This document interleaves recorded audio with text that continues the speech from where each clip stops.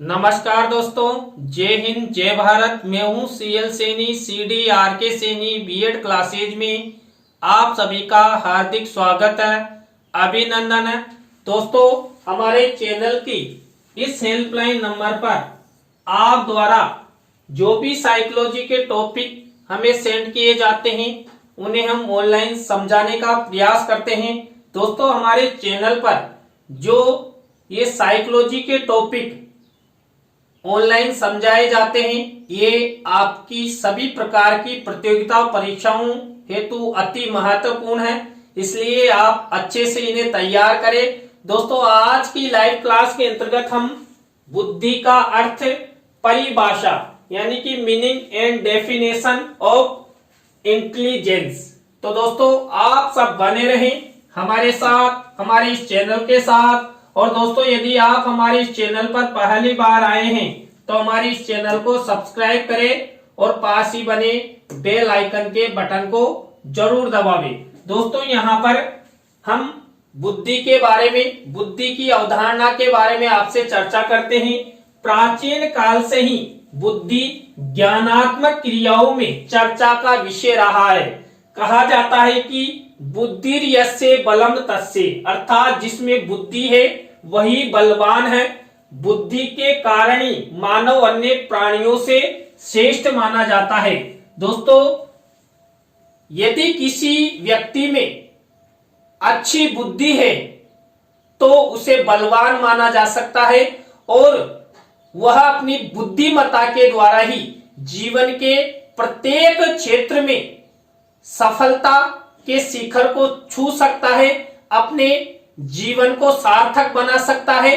तो इसीलिए बुद्धि यस्य बलम तस्य, ये हमारी प्राचीन अवधारणा सबसे महत्वपूर्ण है और वर्तमान में भी इसी धारणा के आधार पर हम अपना जीवन जीते हैं और सफलता की ओर आगे बढ़ते हैं। मनोविज्ञान के क्षेत्र में भी बुद्धि चर्चा का विषय रहा है। हजारों वर्ष पूर्व से ही व्यक्तियों को बुद्धि के आधार पर अलग अलग वर्गों में बांटा गया। कुछ व्यक्ति बुद्धिमान कहलाते हैं, कुछ कम बुद्धि के कहलाते हैं, कुछ मूढ़ बुद्धि के तो कुछ जड़ बुद्धि के कहलाते हैं। परंतु बुद्धि के स्वरूप को समझना बड़ा कठिन है, क्योंकि ईश्वर ने सभी व्यक्तियों को बुद्धि प्रदान किए। कोई अपनी बुद्धि का अधिक प्रयोग करता है, कोई कम करता है, कोई अपनी बुद्धि का प्रयोग करते हुए किसी भी क्षेत्र के कठिन से कठिन कार्य को सरलता पूर्वक कर देता है, तो कोई अपनी बुद्धि का प्रयोग करते हुए प्रत्येक क्षेत्र के कार्य को करने में कठिनता महसूस करता है। बुद्धि अंग्रेजी शब्द इंटेलिजेंस का हिंदी रूपांतरण है। इंटेलिजेंस लैटिन भाषा का शब्द है, जो कि लैटिन भाषा के दो शब्दों इंटर एवं लार्ज से मिलकर बना है। बुद्धि के अर्थ के बारे में मनोवैज्ञानिकों के बीच विभिन्न मतभेद हैं, जिससे बुद्धि के किसी एक अर्थ में सहमति नहीं है। बुद्धि के तीन पक्ष होते हैं, कार्यात्मक, संरचनात्मक एवं क्रियात्मक। दोस्तों, यहाँ पर यह प्रश्न आपकी प्रतियोगिता परीक्षाओं में कई बार आया हुआ है कि बुद्धि के तीन पक्ष कौन कौन से हैं। तो यहाँ पर ये तीनों पक्ष दे देता है और एक अलग ही पक्ष दे देता है। तो आपको यदि तीनों पक्ष याद हैं तो अन्य पक्ष को आप आसानी से ढूंढ सकते हैं और आपके प्रश्न को अच्छे से हल कर सकते हैं। बुद्धि वह मानसिक शक्ति है जो वस्तुओं एवं तथ्यों को समझने, उनमें आपसी संबंध खोजने तथा तर्कपूर्ण ज्ञान प्रदान करने में सहायक होती है। यह भावना और अंतः प्रज्ञा से अलग है। बुद्धि ही मनुष्य को नवीन परिस्थितियों को ठीक से समझने और उसके साथ अनुकूलित होने में सहायता करती है। दोस्तों, हमारे जीवन में बुद्धि का महत्वपूर्ण स्थान है। बुद्धि के द्वारा ही हम किसी भी स्थान पर समायोजित हो सकते हैं। उस स्थान के अनुरूप अनुकूलित हो सकते हैं और हम अच्छी शिक्षा प्राप्त कर सकते हैं, अच्छा हमारा विकास कर सकते हैं, हमारे परिवार का पालन पोषण कर सकते हैं और बुद्धिमत्ता के द्वारा हम अच्छा व्यवसाय प्रारंभ कर सकते हैं, अच्छे व्यवसाय की कामना कर सकते हैं।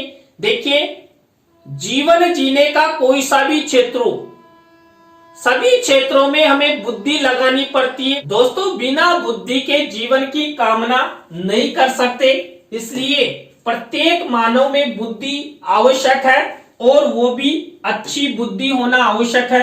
यहाँ पर हम आपको, जो हमारे मनोवैज्ञानिक हुए हैं, उन्होंने अपने अपने मत से बुद्धि की परिभाषाएं हमें प्रदान किए।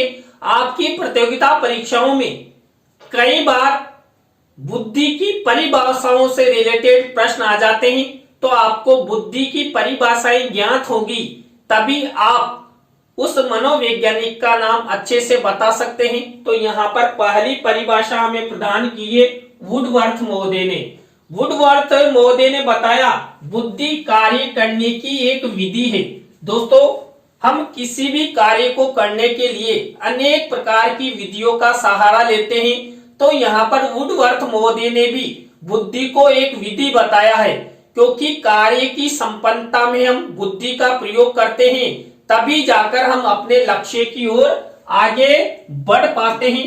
इसी तरह रायब्रन ने भी बुद्धि की परिभाषा क्या बताइए? बुद्धि वह शक्ति है जो हमको समस्याओं का समाधान खोजने तथा लक्ष्यों को प्राप्त करने में सहायक होती है। दोस्तों, रायब्रन ने बताया कि बुद्धि वह शक्ति है जो हमें किसी भी कार्य की संपन्नता तथा अपने लक्ष्यों की ओर ले जाने का कार्य यहाँ पर उस शक्ति अर्थात बुद्धि के द्वारा संपन्न होता है। बिना बुद्धि के हम किसी भी समस्या का समाधान नहीं कर सकते या अपने लक्ष्य की प्राप्ति नहीं कर सकते। इसी तरह दोस्तों, नेक्स्ट परिभाषा दिए प्रिंटर के अनुसार। प्रिंटर मनोवैज्ञानिक ने क्या कहा? बुद्धि का विकास जन्म से लेकर किशोर अवस्था तक होता है। दोस्तों, प्रिंटर महोदय ने माना कि जो बालकों में बुद्धि का विकास होता है, ये बालक के जन्म लेते ही और जब तक बालक की किशोर अवस्था रहती है, वहां तक बुद्धि का विकास होता है। तो विशेष ध्यान रखें, प्रिंटर महोदय ने जन्म से लेकर किशोर अवस्था तक बुद्धि का विकास माना है। इसी तरह दोस्तों, स्टोडार्ड महोदय ने क्या कहा है? बुद्धि कठिनता, जटिलता, अमूर्तता, आर्थिकता, उद्देश्य प्राप्यता, सामाजिक मूल्य तथा मौलिकता से संबंधित समस्याओं को समझने की योग्यता है। वुड्रो के अनुसार बुद्धि ज्ञानार्जन की क्षमता है। दोस्तों, यहाँ पर स्टोडार्ड महोदय ने कहा कि जो बुद्धि होती है, ये कठिन से कठिन, जटिल से जटिल या अमूर्त रूप में हमें किसी भी वस्तु को समझने, समस्या का समाधान करने, कठिन विषयों को सरल रूप में प्रस्तुत करने या हमें ये बुद्धि आर्थिक रूप से सक्षम बनाने में सहयोग करती है। और यही बुद्धि हमारे जीवन में किसी भी प्रकार के उद्देश्य की प्राप्ति में अति आवश्यक होती है।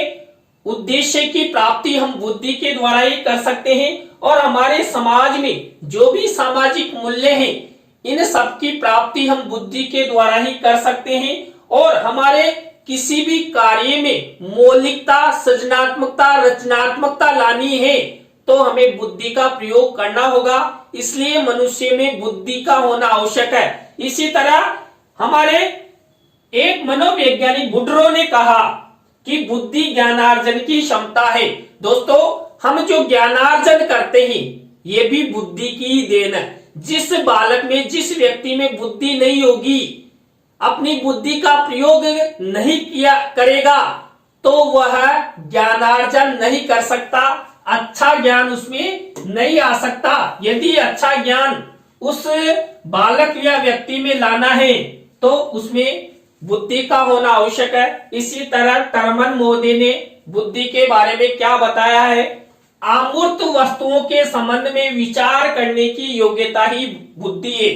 दोस्तों, अमूर्त वस्तुएं, हमारे इस वातावरण में अनेक वस्तुएं होती हैं जिन्हें हम प्रत्यक्ष रूप से देखते हैं और उन वस्तुओं के बारे में उनकी व्याख्या करने, उनके विशेषताओं, उनके महत्व के बारे में समझने हेतु हमें बुद्धि का प्रयोग करना होता है। इसलिए यहाँ पर टर्मन मोदे ने अमूर्त वस्तुओं के संबंध में जो हम विचार करते हैं और उन वस्तुओं के बारे में जो हम विचार करने की योग्यता अपनाते हैं, वही हमारी बुद्धि होती है। इसके बाद एबिगन्स ने बुद्धि की क्या परिभाषा बताई है? बुद्धि विभिन्न भागों को मिलाने की शक्ति है। दोस्तों, क्योंकि बुद्धि के द्वारा हम सभी क्षेत्रों का ज्ञान प्राप्त करते हैं, तो भिन्न भिन्न क्षेत्रों के भिन्न भिन्न भागों को बुद्धि आपस में मिलाते हुए हमारे मस्तिष्क हमारे ज्ञान को बढ़ाती है, हमारे ज्ञान का विकास करती है। इसी तरह गोल्टन ने बुद्धि की क्या परिभाषा दी है? बुद्धि विभेद करने एवं चयन करने की शक्ति है। दोस्तों, हम अनेक वस्तुओं में विभेद करना चाहते हैं, तुलना करना चाहते हैं, तो हमें बुद्धि का सहारा लेना होगा। और यदि हमें किसी भी विषय का चयन करना है, किसी भी वस्तु, पदार्थ या तथ्य का चयन करना है, तो हमें अपनी बुद्धि का प्रयोग करना होगा। तभी हम क्या कर सकते हैं? आगे बढ़ सकते हैं। इसके बाद दोस्तों, नेक्स्ट परिभाषा स्टर्न मोदे ने दी है। यहाँ पर उन्होंने बताया नवीन परिस्थितियों के साथ समायोजन करने की योग्यता ही बुद्धि है। दोस्तों, हम अपने जीवन में अच्छे अधिगम हेतु, अच्छी सफलता हेतु नवीन परिस्थितियों का निर्माण करते हैं और उन नवीन परिस्थितियों के संपादन हेतु हम वातावरण के साथ समायोजन करते हैं। उन वस्तुओं, तथ्य या पदार्थों के साथ भी हम उनके बारे में जानने हेतु उनके साथ समायोजन करते हैं। तो नवीन परिस्थितियों के साथ समायोजन करने की योग्यता ही बुद्धि है, ये स्टर्न मोदे ने बताया। इसके बाद दोस्तों, नेक्स्ट यहाँ पर परिभाषा दी है बिने मोदे ने। बिने ने बताया कि बुद्धि तर्क, निर्णय एवं आत्म आलोचन की योग्यता एवं क्षमता है।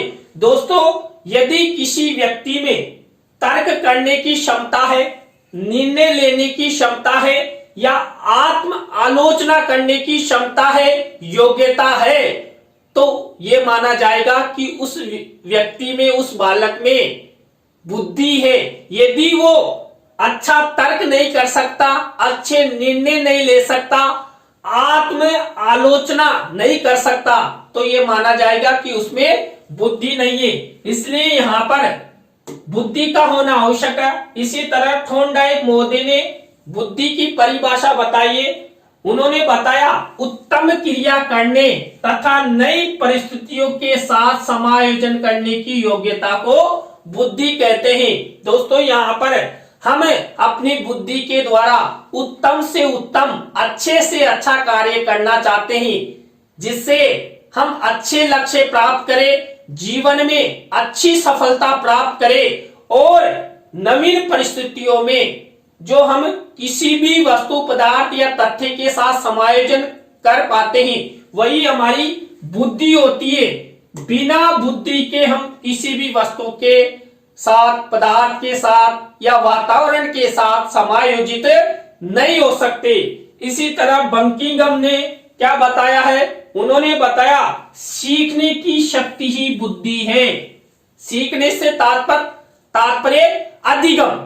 दोस्तों, जो हम जीवन में जन्म से लेकर मृत्यु पर्यंत तक अधिगम करते हैं, सीखते हैं, तो उस सीखने या अधिगम को प्राप्त करने की शक्ति ही हमारी बुद्धि होती है।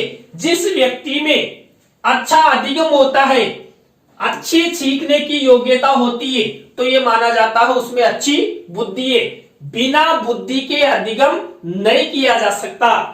गॉल्टन ने क्या बताया? बुद्धि पहचानने और सीखने की शक्ति है। दोस्तों, हमारे जीवन में हम कई वस्तुओं, पदार्थों या तथ्यों के बारे में विचार करते हैं, उन्हें जानते हैं, समझते हैं, अर्थात संज्ञान उत्पन्न करते हैं। तो यहाँ पर संज्ञान बुद्धि के द्वारा ही उत्पन्न होता है और हमारे जीवन में जो कोई भी हम सीखते हैं, अधिगम करते हैं, वही हमारी बुद्धि होती है। इसी तरह दोस्तों यहाँ पर थॉमसन मोदे ने बुद्धि के बारे में क्या बताया है? बुद्धि वंश परंपरागत प्राप्त विभिन्न गुणों का योग है। दोस्तों यहाँ पर थॉमसन मोदे ने बुद्धि को वंश परंपरागत माना है, यानी कि वंशानुक्रम। जिन परिवारों के लोगों के पास अच्छी बुद्धि होती है, अच्छा इंटेलिजेंस होता है, वही अनेक अच्छे गुणों को प्राप्त करता है। तो यहाँ पर बुद्धि वंश परंपरागत प्राप्त विभिन्न गुणों का योग माना गया है। इसी तरह स्टाउट मोदे ने बुद्धि के बारे में बताया है कि बुद्धि को अवधान की शक्ति के रूप में माना जाता है। दोस्तों हम किसी भी वस्तु, पदार्थ या तथ्य पर अवधान केंद्रित तभी कर सकते हैं जब हमारे पास बुद्धि होगी। हम समझेंगे तभी जाकर हम किसी भी वस्तु, पदार्थ या तथ्य के बारे में अच्छे से ध्यान केंद्रित कर सकते हैं। दोस्तों आप सब इस लाइव क्लास को ले रहे हैं, अगर आप में बुद्धि है तभी जाकर आप इस क्लास में मेरे द्वारा जो पढ़ाया जा रहा है उस पर ध्यान केंद्रित कर सकते हैं। यदि आप में बुद्धि नहीं है, आप जड़ बुद्धि युक्त हैं, तो आप कक्ष में शिक्षण के प्रति ध्यान केंद्रित नहीं कर सकते। अच्छी बुद्धि वाला व्यक्ति ही अच्छा ध्यान केंद्रित करेगा, अच्छा शिक्षण करेगा, अच्छे लक्ष्यों को प्राप्त करता हुआ वो आगे बढ़ेगा। इसी तरह बर्ट मोदी ने क्या बताया है? बुद्धि जन्मजात व्यापक मानसिक क्षमता है। दोस्तों यहाँ पर बर्ट मोदी ने बुद्धि को जन्मजात व्यापक मानसिक क्षमता माना है, जो प्रत्येक व्यक्ति का जीवन भर विकास करती रहती है, प्रत्येक क्षेत्र में सफलता के शिखर की ओर लेके जाती है। तो दोस्तों आज की लाइव क्लास के अंतर्गत हमने आपको बुद्धि का अर्थ और बुद्धि की परिभाषाओं के बारे में बताया है। तो दोस्तों आज की लाइव क्लास आपको कैसी लगी कमेंट्स में हमें जरूर बताएं, और आप में कितनी कितनी बुद्धि है ये भी कमेंट्स में जरूर बताएं कि आपका आईक्यू लेवल कितना है। तो दोस्तों आप सब इसी तरह हमारे चैनल का सपोर्ट बनाए रखें, और दोस्तों आप सब हमारी लाइव क्लास के अंत तक जुड़े रहे। सभी को बहुत बहुत धन्यवाद। हाँ बिल्कुल, सभी को बहुत बहुत धन्यवाद। और यदि आपको भी किसी तरह का कोई साइकोलॉजी का टॉपिक समझना हो तो आप हमारे इस हेल्पलाइन नंबर पर हमसे जरूर कांटेक्ट करें। Thank you. तो आज की लाइव क्लास में बस इतना ही। न्यू लाइव क्लास के साथ हम आपसे फिर मिलेंगे। जय हिंद, जय भारत, राम राम।